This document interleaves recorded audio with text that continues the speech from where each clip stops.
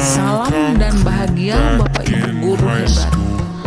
Perkenalkan, nama saya Arjuna Saruksu, calon guru penggerak angkatan 11 SMA Negeri 1 Sorkam Barat, Kabupaten Bandung Tengah. Pada video kali ini, saya akan memaparkan aksi nyata diseminasi budaya positif modul 1.4.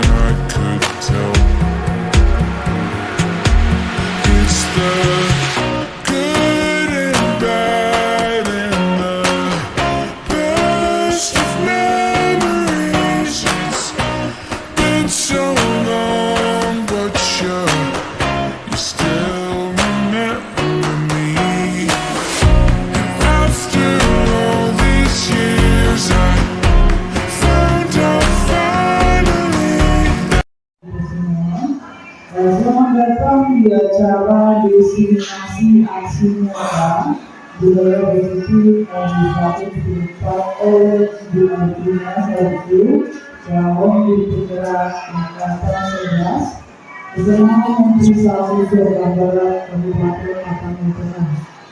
Sebelum rangkai acara kita atau kegiatan kita, rangkainya kita berdoa dulu yang dipimpin oleh Ibu Indra dan masyarakat.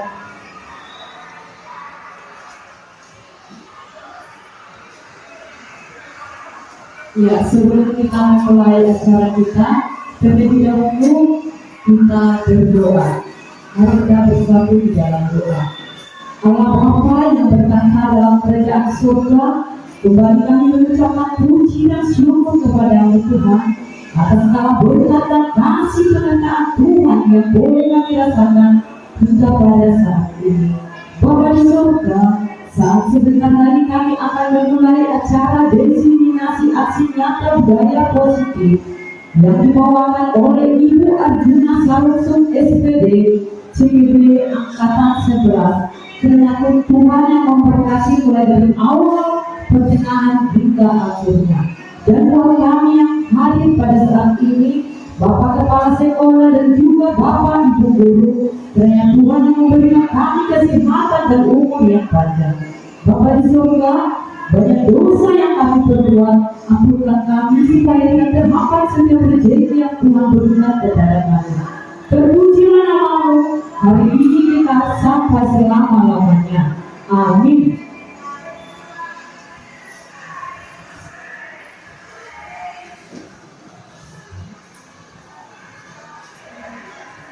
Baik, selanjutnya kata sambutan dari kepala sekolah. Kepada kepala sekolah mempersilakan.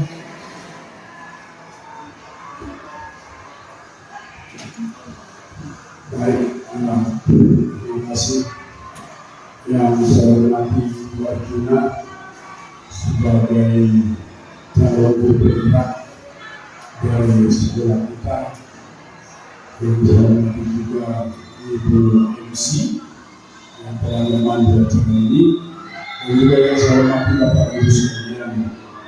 Tentu hari ini kita bersyukur kepada Tuhan atas segala waktu, kesempatan yang diberikan kepada kita untuk bisa bertemu dalam rangka diseminasi aksi nyata budaya positif. Ini adalah salah satu tugas yang harus dikerjakan oleh Bu Arjuna sebagai calon guru penggerak angkatan 11 Kabupaten Bandung Tengah. Tentu saya merasa bangga dan senang karena kemauan yang begitu kuat yang dimiliki Bu Arjuna dalam rangka menjadi guru penggerak, ya. Di sekolah kita ini nanti keempat ibu inilah menjadi guru penggerak. Mudah-mudahan berhasil itu menjadi guru penggerak. Dan satu hal selalu saya pesankan kepada guru penggerak, menjadi guru yang baik tidak ada masalah. Itulah harapan. Menjadi guru, jadi tauladan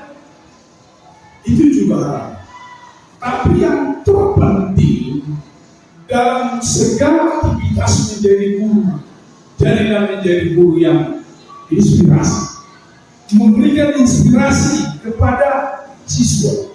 Jadi kalau kita guru memberikan inspirasi kepada siswa, tanpa kita suruh mereka kan belajar, dia akan terinspirasi. Oh, guru kami ini begini, begini.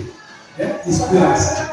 Hari ini akan disampaikan tentang aksi nyata budaya positif.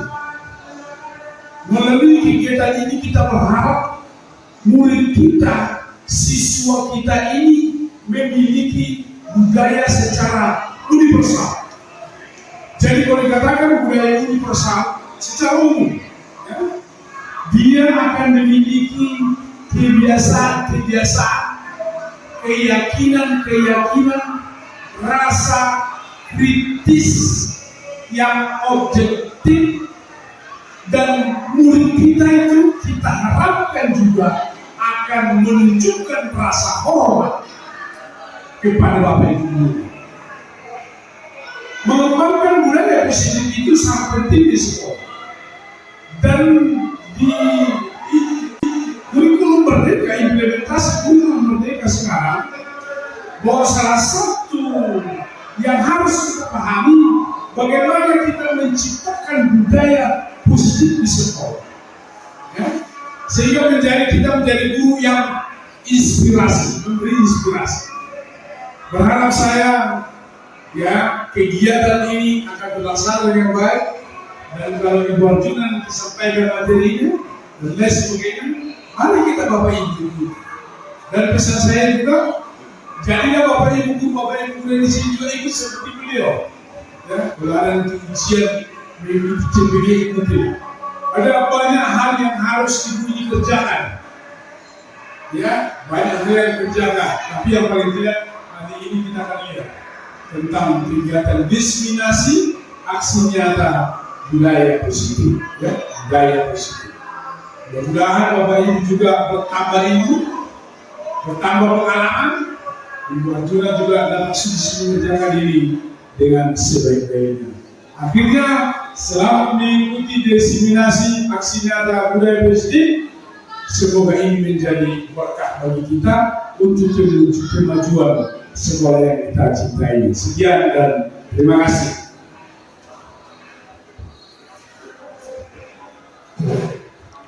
Baik, terima kasih kepada Bapak-Bapak sekolah. Selanjutnya, acara itu yaitu pemaparan dari Ibu Bapak Guru Penggerak kegiatan dan persilakan Ibu. Baik, terima kasih Ibu Moderator Atensi. Yang saya hormati Bapak Kepala Sekolah, yang saya hormati Bapak Ibu dan saudara saya, yaitu guru SMA Negeri 1 Surabaya. Bapak Ibu, izinkan saya untuk memaparkan materi yang akan saya paparkan hari ini, yaitu diseminasi aksi nyata budaya positif oleh saya sendiri, Arjuna Sariful SPD, SMA Negeri 1 Surabaya, CDP Angkatan 11, Kabupaten Kalimantan Tengah. Selamat datang para guru hebat. Mari belajar bersama, berkolaborasi, saling mendukung demi mewujudkan disiplin positif di SMA Negeri 1 Surabaya. Tujuan pembelajaran. Tujuan brainstorming adalah untuk memecahkan masalah, memunculkan inovasi atau ide baru, memperjelas atau mewujudkan ide-ide abstrak, menyederhanakan ide-ide yang terlalu besar dan sulit dicapai, mendorong kreativitas, dan melatih diri untuk berpikir kritis. Konsep tentang budaya positif, disiplin positif, nilai-nilai kebijakan kebajikan universal, motivasi perilaku manusia, keyakinan kelas, kebutuhan dasar manusia, posisi kontrol, segitiga restitusi. Adapun konsep disiplin dengan identitas sukses, yang pertama ada konsekuensi, penguatan jangka pendek,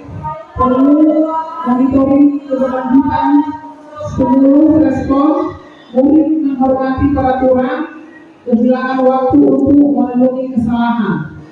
Sedangkan restitusi, murid bertanggung jawab untuk perilakunya, fokus pada penyelesaian masalah jangka panjang, murid menghormati dirinya dan orang lain. Kemudian teori kontrol, dirinya melakukan kontrol, murid bersemangat memperbaiki kesalahan. Yang pertama, disiplin positif dan nilai-nilai kebajikan universal. Pembelajaran dengan paradigma baru. Pembelajaran dengan paradigma baru dirancang berdasarkan prinsip pembelajaran yang terdiferensiasi, sehingga setiap siswa belajar sesuai dengan kebutuhan dari tahap perkembangannya untuk mewujudkan profil pelajar Pancasila. Profil pelajar Pancasila itu terdiri atas yang pertama, mandiri, bernalar kritis, kreatif, bergotong royong, berkebinekaan global, beriman dan bertakwa kepada Tuhan Yang Maha Esa, dan berakhlak mulia. Perubahan paradigma teori kontrol atau ilusi kontrol. Miskonsepsi tentang teori kontrol.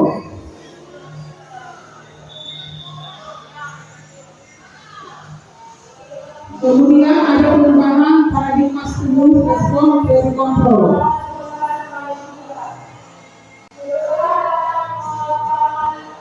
Apakah makna disiplin? Satu, berasal dari bahasa Latin, disiplin, yang artinya belajar. Yang kedua, makna asal dari kata ini berkompensasi dengan disiplin diri dari murid-murid Socrates dan Plato. Tiga, disiplin diri membuat orang membeli potensinya menuju sebuah tujuan apa yang dihargai. Keempat, namun dalam budaya kita, makna disiplin telah berubah menjadi sesuatu yang dilakukan seseorang pada orang lain untuk mendapatkan kepatuhan. Kecenderungan umum adalah menghubungkan kata disiplin dengan ketidaknyamanan, bukan dengan apa yang kita hargai atau pencapaian suatu tujuan mulia. Sedangkan nilai-nilai kebajikan universal yaitu sifat-sifat positif manusia yang merupakan tujuan mulia yang ingin dicapai setiap individu. Nilai-nilai tersebut bersifat universal, lintas bahasa, suku bangsa, agama maupun latar belakang. Setiap perilaku atau perbuatan memiliki suatu tujuan. Dengan mengaitkan nilai-nilai kebajikan yang diyakini seseorang, maka motivasi intuisinya adalah terbangun, sehingga menggerakkan motivasi diri dalam untuk dapat mencapai tujuan mulia yang diinginkan. Nilai-nilai kebajikan universal selanjutnya yang ingin dicapai oleh setiap bangsa Indonesia adalah dengan kita kenal profil pelajar Pancasila. Satu, beriman dan bertakwa kepada Tuhan Yang Maha Esa, mandiri, bernalar kritis, berkebinekaan global, bergotong royong, dan kreatif. Kemudian yang kedua, teori motivasi, hukuman, dan kemerdekaan restitusi. Motivasi perilaku manusia.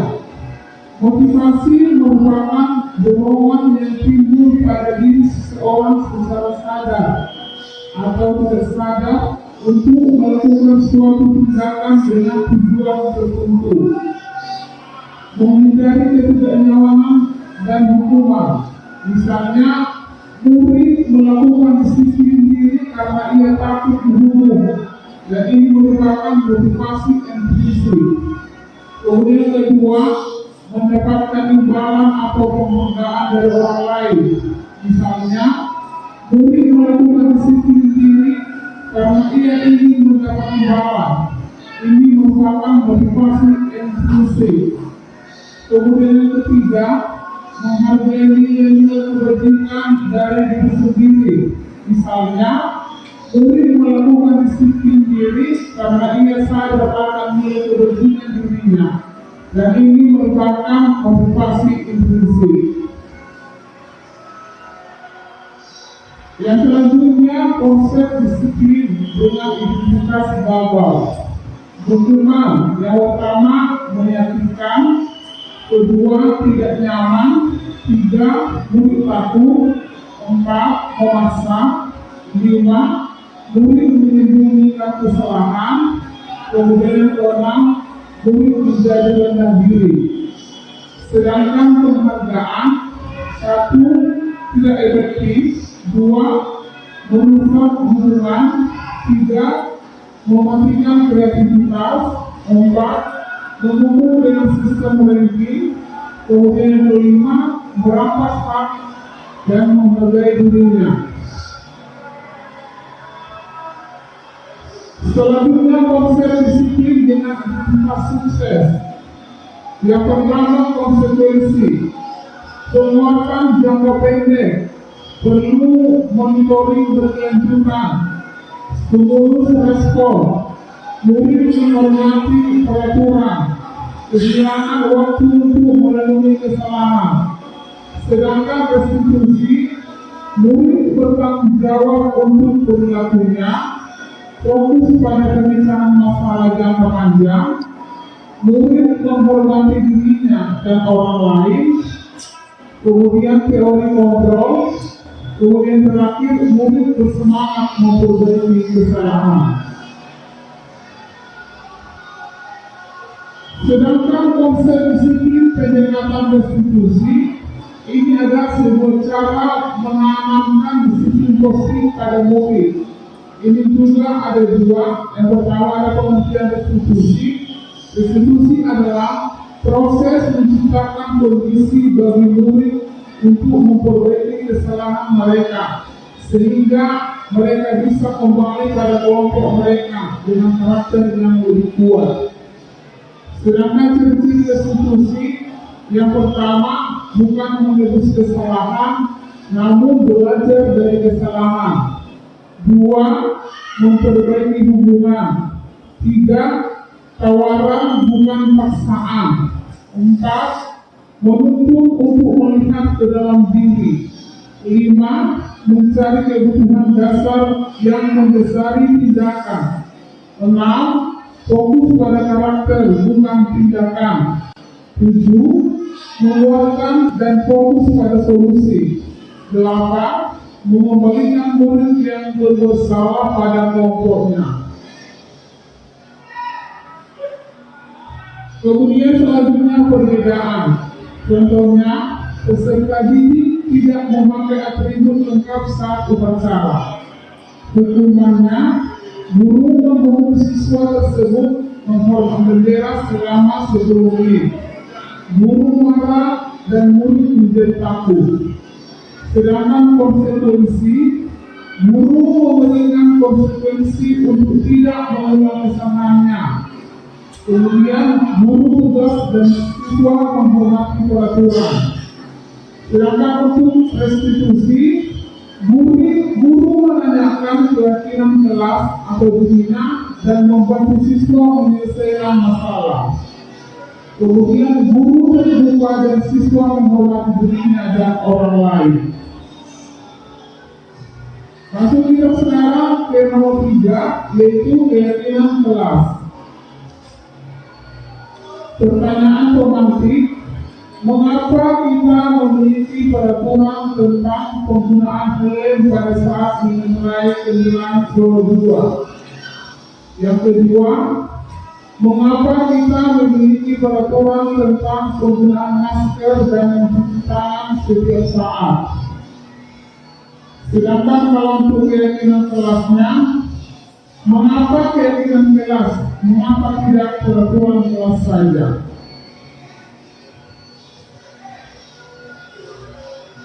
Bagaimana pembentukan keyakinan kelas? Yang pertama, lebih abstrak dari peraturan.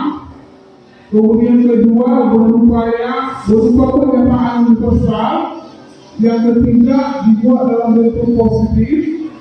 Kemudian keempat, sering saja agar mudah diingat. Kemudian yang kelima, sesuai dengan kondisi kelas dan sekolah agar mudah diterapkan. Kemudian yang terakhir, semua warga kelas atau sekolah dilibatkan saat membuat.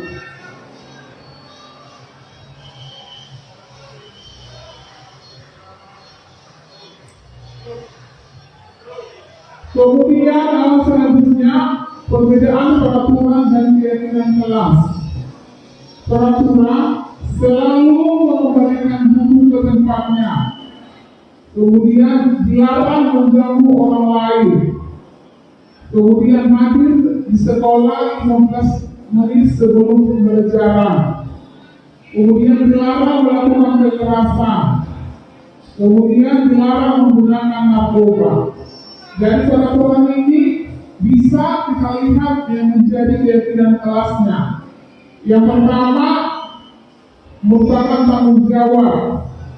Itu tadi selalu mengembalikan buku ke tempatnya. Ini merupakan tanggung jawab seorang siswa.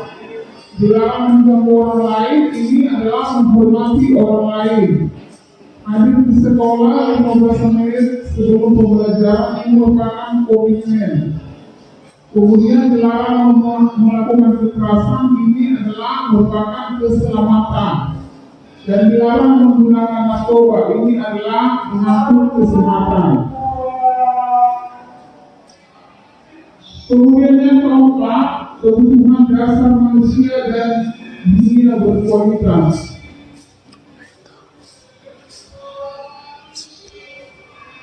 Ada 5 kebutuhan dasar manusia. Yang pertama, kemudian yang ketiga, kebebasan, dan yang keempat adalah kesenangan, dan yang terakhir adalah kekuasaan. Dan ini merupakan adalah kebutuhan yang prinsipal atau ini kebutuhan dasar yang harus dimiliki oleh manusia.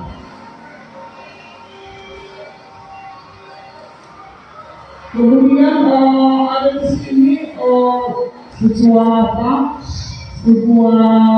masalah, sebutkan kebutuhan apa yang sedang berusaha dipenuhi oleh seorang siswa.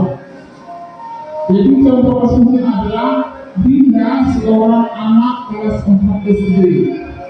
Begitu tiba di rumah sepulang dari sekolah, dia menangis dan mengadu pada ibunya bahwa dia benci pada ibunya.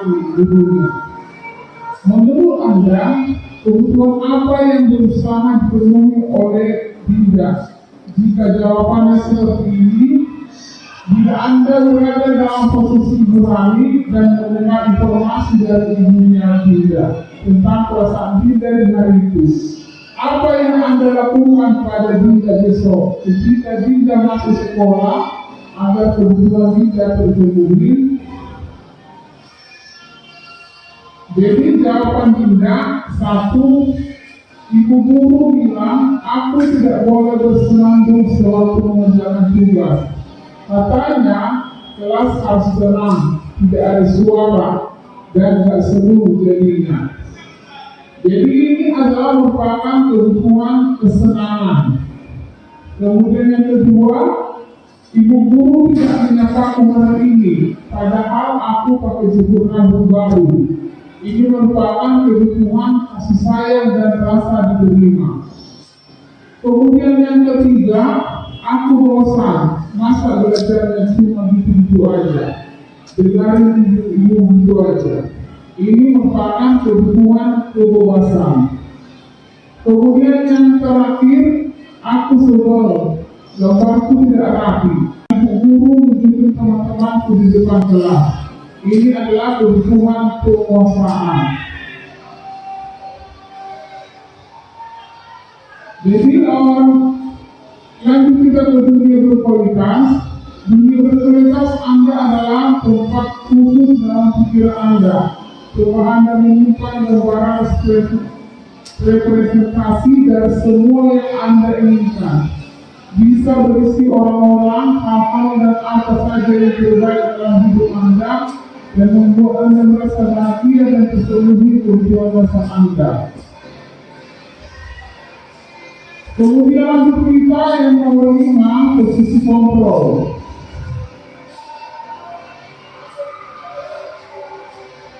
Ada 5 posisi kontrol. Yang pertama pembuku, yang kedua pembuat rasa bersalah, yang ketiga pemain, yang keempat pemantau, kemudian yang kelima adalah sebagai manajer. Lalu kita yang pertama pembuku. Seorang pembuku bisa menggunakan hukuman fisik maupun verbal. Orang-orang yang menjalankan posisi pembuku senantiasa mengatakan bahwa sekolah memerlukan sistem atau alat yang dapat menekan murid lebih dalam lagi. Guru-guru yang menerapkan posisi pembuku akan berkata, patuhi aturan saya atau awas. Kamu selalu saja salah. Pasti selalu yang terakhir selesai. Guru seperti ini senantiasa percaya hanya ada satu cara agar pembelajaran bisa berhasil, yaitu dengan cara dia. Sedangkan kalau pembuat merasa bersalah, pada posisi ini biasanya guru akan bersuara lebih lembut. Pembuat rasa bersalah akan menggunakan keheningan yang membuat orang lain merasa tidak nyaman, bersalah atau rendah diri. Berapa kali Bapak harus memberitahu kamunya? Gimana coba kalau orang tua kamu tahu kamu berbuat begini? Di posisi ini, murid akan memiliki penilaian diri yang buruk tentang diri mereka. Murid merasa tidak berharga dan telah mengecewakan orang-orang yang disayanginya. Sedangkan kalau posisinya sebagai teman, di sini guru pada posisi ini tidak akan menyakiti murid, namun akan tetap berupaya mengontrol murid melalui persuasi. Ya, sudah kali ini tidak apa-apa, nanti beban bereskan. Hal negatif dari posisi teman adalah bila suatu saat murid tersebut tidak membantu, maka murid akan kecewa dan berkata, saya pikir bapak atau ibu teman saya. Murid merasa dikecewakan dan tidak mau lagi berusaha. Hal lain yang mungkin timbul adalah murid hanya akan bertindak untuk guru tertentu dan tidak untuk guru lainnya. Murid akan tergantung pada guru tersebut. Kemudian selanjutnya posisi sebagai pemantau. Memantau berarti mengawasi. Pada saat kita mengawasi, kita bertanggung jawab atas perilaku orang-orang yang kita awasi. Posisi pemantau berdasarkan pada peraturan-peraturan dan konsekuensi. Dengan menggunakan sanksi atau konsekuensi, kita dapat memisahkan hubungan pribadi kita dengan murid. Sebagai seorang yang menjalankan posisi pemantau, pertanyaan yang diberikan seorang pemantau, peraturannya apa? Apa yang telah kamu lakukan? Sanksi atau konsekuensinya apa? Jadi seorang pemantau sangat mengendalikan penghitungan catatan data yang dapat digunakan sebagai bukti atas perilaku seseorang. Posisi ini akan menggunakan stiker, slip catatan, daftar cek. Kemudian posisi pemantau diri sendiri berawal dari teori stimulus respon yang menunjukkan tanggung jawab guru dalam mengontrol murid. Kemudian sebagai manajer, posisi ini adalah posisi di mana seorang guru berbuat sesuatu bersama dengan murid, kolaborasi dengan murid, bagaimana memperbaiki kesalahan yang ada. Seorang manajer akan berkata, apa yang kita yakini?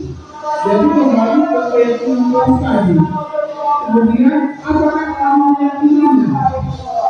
Jika kamu meyakininya, apakah kamu bersedia memperbaikinya? Jika kamu memperbaiki ini, hal ini menunjukkan kamu untuk memperbaiki hal ini. Tugas seorang manajer bukan untuk mengatur, seorang manajer bukan memisahkan bukan dari kelompoknya, tetapi mengembangkan murid tersebut ke kelompoknya dengan lebih baik dan kuat. Pada pernyataan berikut, siapa yang mengatakan dengan posisi kontrol? Mana menurut Anda yang sering mengucapkan pernyataan tersebut? Ayolah kerjakan tugasnya. Nanti ibu kena marah kalau pulang sekolah.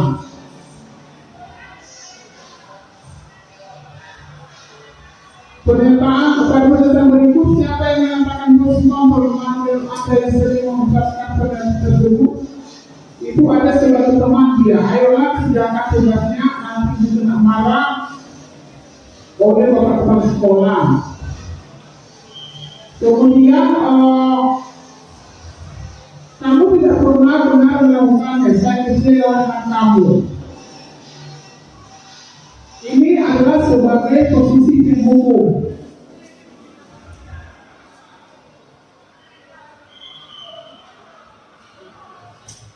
Kemudian bagaimana kamu bisa menyelesaikan masalah ini?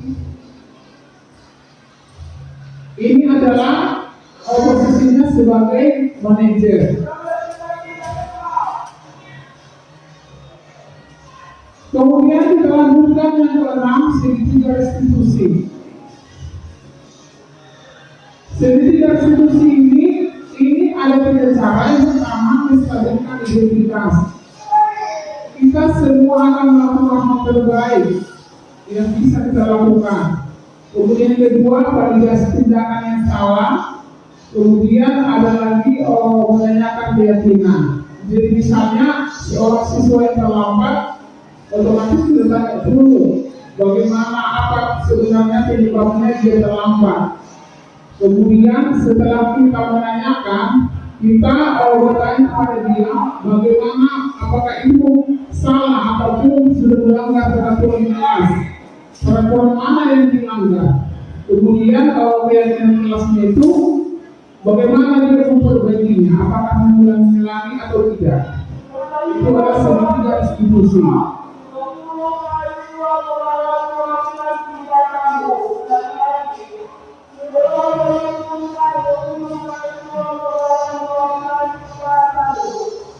Kemudian yang terakhir, kesimpulan dalam penyerapan disiplin positif, hendaknya guru memiliki standar kepribadian profesional dan sosial yang baik, di mana guru mampu merefleksi dirinya sebagai among atau manajer yang menuntun murid-muridnya menjadi insan yang mandiri, merdeka dan bertanggung jawab.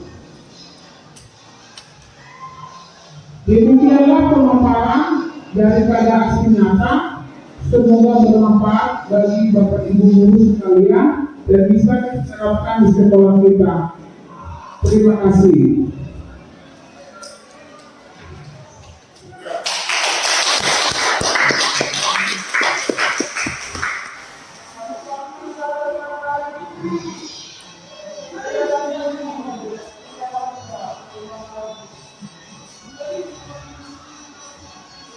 Baik, terima kasih kepada Ibu Amina yang sudah menyampaikan dari pemaparan isi dari acara destinasi aksi nyata budaya positif oleh Ibu Solusi dalam guru penggerak angkatan 11. Terima kasih kepada Bapak Ibu guru yang sudah hadir dan acara sudah selesai. Oke, terima kasih dan salam sejahtera.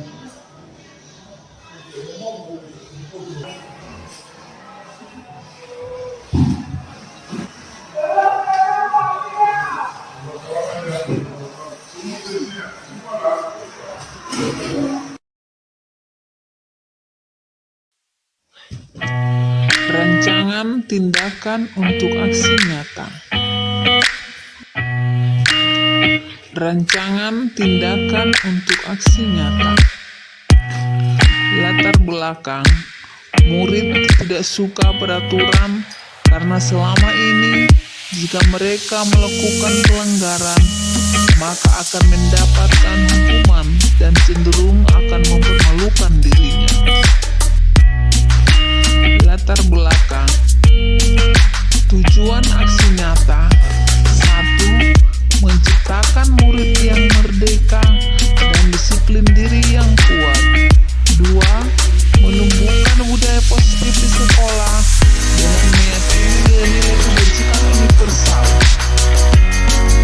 Tujuan tolak ukur: 1. Terbentuknya keyakinan kelas melalui kegiatan kesepakatan kelas yang dilakukan wali kelas dan siswa. 2. Siswa mampu menerapkan dan menjalankan keyakinan kelas yang telah dibuat. Eliminasi tindakan: langkah-langkah tindakan yang akan dilakukan.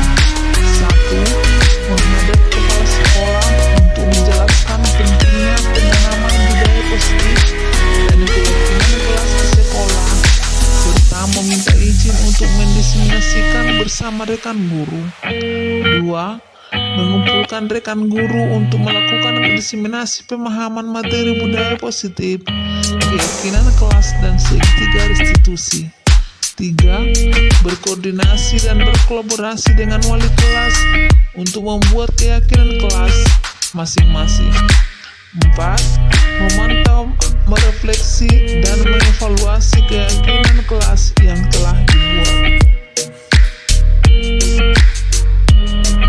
Dukungan yang dibutuhkan: 1. Dukungan dari kepala sekolah, rekan guru, serta murid agar tindakan yang telah disusun dapat dilakukan secara lancar dan menyeluruh. 2. Sarana dan prasarana untuk menumbuhkan budaya positif di sekolah. 3. Orang tua dalam melakukan budaya positif dulu.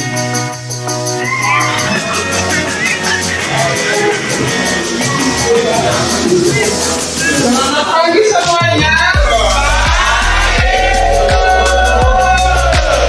Bagaimana kabarnya hari ini?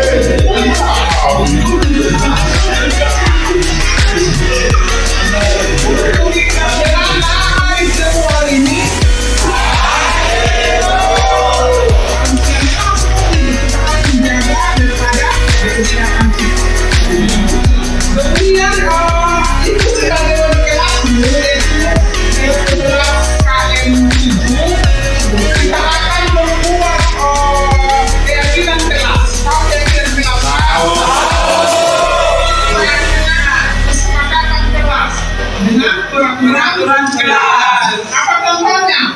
Disiplin. Tolong menolong. Ya, tolong menolong. Menghormati guru. Menghormati guru. Tidak melangkahi selalu mengerjakan kelas. Kemudian tidak bermasalah.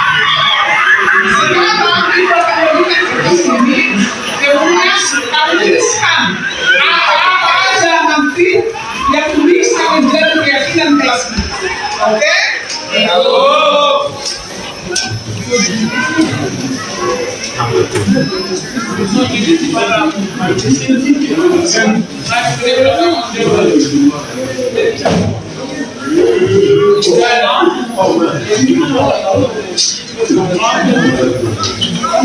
Silakan dituliskan ya. Kalau sudah dituliskan silakan tempelkan.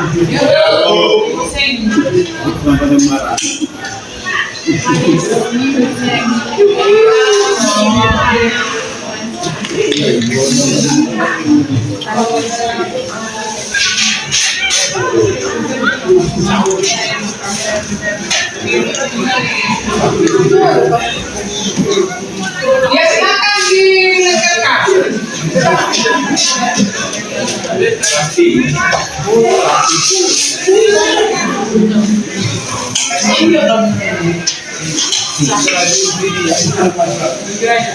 Masih dibalut.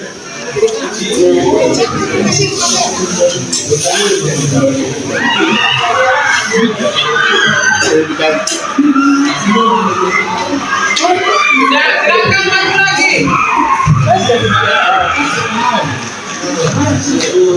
Gerakan maju. Ya, satu orang lagi.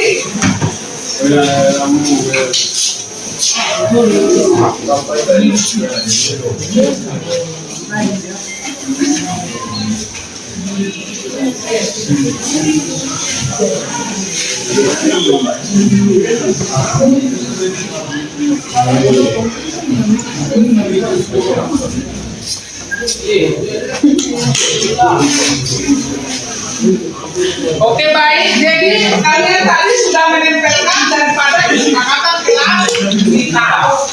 Jadi yang pertama yaitu disiplin. Tahu kata disiplin kan? Tahu.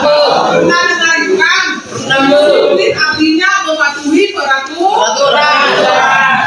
Bagaimana itu disiplin? Disiplin dalam menggunakan waktu, tidak terlambat. Kemudian apa lagi disiplinnya? Contohnya, kalau misalnya kalau sudah selesai istirahat harus langsung masuk ke dalam kelas. Kemudian kedua, tidak boleh membuli. Tahu membuli kan? Tahu. Kawannya. Jadi kalau misalnya kamu membuli atau mengejek kawanmu, kamu bisa nanti misalnya kena pasal. Itu ada undang-undang anti bully ya. Kemudian mengerjakan tugas di rumah. Kalau tugas di rumah itu disebut dengan PR. Janganlah kamu mengerjakan tugas PR atau pekerjaan rumah di sekolah. Karena sekolah ini bukan rumahmu. Sekolah ini adalah tempat kamu belajar pada pagi hari sampai siang hari. Sedangkan kalau di rumah setelah pulang sekolah itu kamu mengerjakan PR. Kemudian saling membantu teman yang kesusahan. Apa misalnya sedang kesusahan? Misalnya kalau kawanmu sedang dilanda musibah, contohnya orang tuanya sakit, sementara pulpennya tidak ada, bisa kamu bantu dia, kamu kasih pinjam misalnya 2.000 atau 1.000 untuk membeli pulpen. Suatu saat nanti pasti kamu juga mampu usaha. Contohnya, paslah ada yang mau dibeli, kayak tadi misalnya, kertas apa namanya itu? Sekilas. Tiba-tiba misalnya kamu lupa misalnya membawa uangmu, kamu pinjam sama dia, tapi dibayar ya. Jadi kita harus saling membantu. Kemudian tidak boleh pakai topi di kelas dia. Kalau pakai topi itu adalah pada satu acara, itu kan di lapangan. Jadi kita tidak boleh memakai topi kalau di kelas. Kemudian datang tepat waktu, itu sudah bagian dari disiplin tadi. Dan yang terakhir adalah tidak ngantuk di kelas. Tahu ngantuk kan? Jadi bagaimana caranya kamu bisa belajar dengan baik sementara kamu ngantuk? Jadi tidak boleh ngantuk.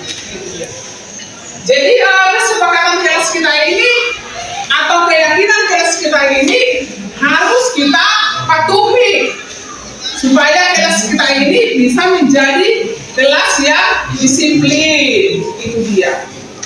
Jadi kalau misalnya kita contohnya tidak mematuhinya, maka bisa nanti kelas kita ini amburadul dong, kan itu.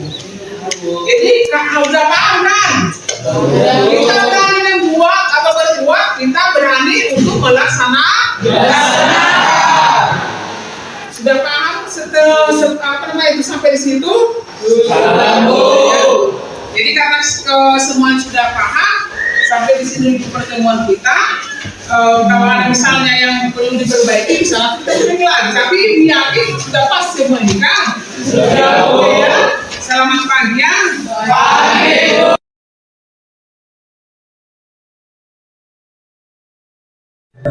Selamat pagi, Bu. Iya, selamat pagi Christina. Gimana kabarnya hari ini? Kabar saya baik, Bu. Luar biasa ya. Oh iya Christina, tadi pagi ibu dengar dari guru piket katanya kamu sering terlambat. Iya, Ibu. Kalau boleh tahu, dalam sebulan ini udah berapa kali kamu terlambat? Saya sudah 4 kali terlambat, Bu. 4 kali ya. Menurut kamu itu merugikan nggak bagi dirimu sendiri? Menurut saya itu sangat merugikan, Bu. Oh baik, jika itu merugikan, bersedia nggak kamu tidak mengulanginya lagi? Saya bersedia, Bu. Menurut kamu itu apakah sudah sesuai dengan keyakinan kelas kita? Sudah sesuai, Bu. Oh baik, jika itu sudah sesuai dengan keyakinan kelas kita, keyakinan kelas mana yang sudah kamu langgar? Disiplin, Bu. Disiplinnya, tentu kamu punya alasan kan kenapa kamu sering terlambat. Kalau boleh tahu, apa sih sebenarnya penyebabnya kenapa kamu sering terlambat? Saya tidur terlalu malam, Bu, karena menonton film Korea. Oh gitu. Jadi alasannya kamu terlambat karena menonton film ya pada malam hari. Bersedia nggak kamu tidak mengulanginya lagi?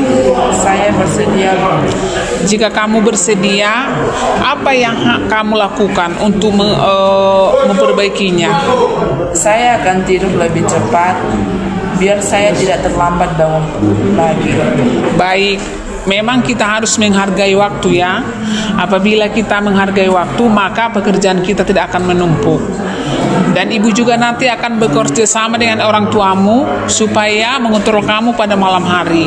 Jangan tidur terlalu malam, kamu harus cepat tidur ya, biar besoknya kamu bisa cepat bangun. Oke baik, sekarang kamu sudah bisa kembali ke kelasmu ya. Baik, terima kasih, Bu. Iya. Pagi, Bu. Oh iya, pagi Osin. Gimana kabarnya hari ini? Baik, Bu. Oh baik ya, luar biasa ya. Oh ya Osin, tadi pagi ibu lihat kamu marah sama si Putri. Sebenarnya apa sih yang terjadi? Saya marah sama Putri karena dia menginjak kaki saya, Bu. Oh wajar dong ya kamu marah. Apalagi misalnya sampai kaki kita terinjak. Apalagi mungkin kakimu terinjak terasa sakit ya. Itu dia. Jadi kamu selain daripada marah, apa lagi yang kamu lakukan sama si Putri? Saya marah sama Putri, tanpa sadar saya membentaknya, Bu, dan menjambak rambutnya. Oh gitu ya.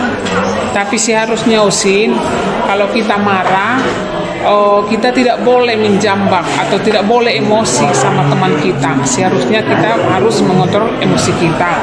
Kalau ada masalah sebenarnya kita harus melapor sama guru piket atau wali kelas. Jadi menurut Osin, apakah itu melanggar keyakinan kelas kita?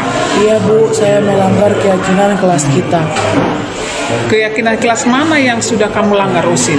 Keyakinan kelas saling menghargai dan menghormati, Bu. Iya, memang saling menghargai dan menghormati itu sangat penting. Apalagi menghargai dan menghormati teman sekelas. Karena gimana pun mereka itulah teman-temanmu untuk berjuang selama 3 tahun ini di sekolah ini. Sekarang ibu tanya kamu, bersedia nggak kamu tidak mengulanginya lagi? Bersedia, Bu. Kalau saya marah, saya akan melapor kepada guru piket maupun wali kelas dan guru-guru yang ada di sekitar sekolah. Baik, jadi kamu bersedia ya. Mudah-mudahan kamu tidak mengulanginya lagi. Apabila terjadi masalah, laporkan sama guru piket atau kepada ibu sebagai wali kelasmu, supaya tidak ada lagi perkelahian, tidak ada lagi emosional dalam diri kamu. Oke baik, sekarang kamu sudah bisa kembali ke kelasmu ya. Silakan belajar kembali. Oke. Terima kasih, Bu. Selamat pagi, semua, perkenalkan nama saya Christina Silaban, kelas 12 IPS 1. Saya sangat senang sekali diajak tim Warjuna untuk berdiskusi agar lebih menghargai waktu sehingga saya dapat lebih disiplin. Terima kasih Warjuna. Selamat pagi semua, salam sejahtera bagi kita semua. Perkenalkan, nama saya Osin Evelyn Purba dari kelas 12 IPS 1 SMA Negeri 1 Sokam Barat. Di sini saya akan berbicara tentang bagaimana dinasihati oleh Ibu Arjuna. Saya sangat senang dinasihati Ibu Arjuna karena itu membuat saya lebih mengetahui untuk saling menghargai dan menghormati teman sekelas saya ataupun orang-orang yang ada di lingkungan saya. Dan saya juga akan lebih meningkatkan kesabaran saya saat menghadapi teman sekelas saya yang sedang marah atau kesal kepada saya. Saya hanya akan mengatakan ini sedikit dari saya. Sekian, terima kasih. Hit my head on the concrete back in high school. Knocked out cold, but I still remember it so well. Had my first dance and my first heartbreak. Made some friends that I still have, and I could tell it's the good and bad and the best of memories. It's been so long, but you still remember me.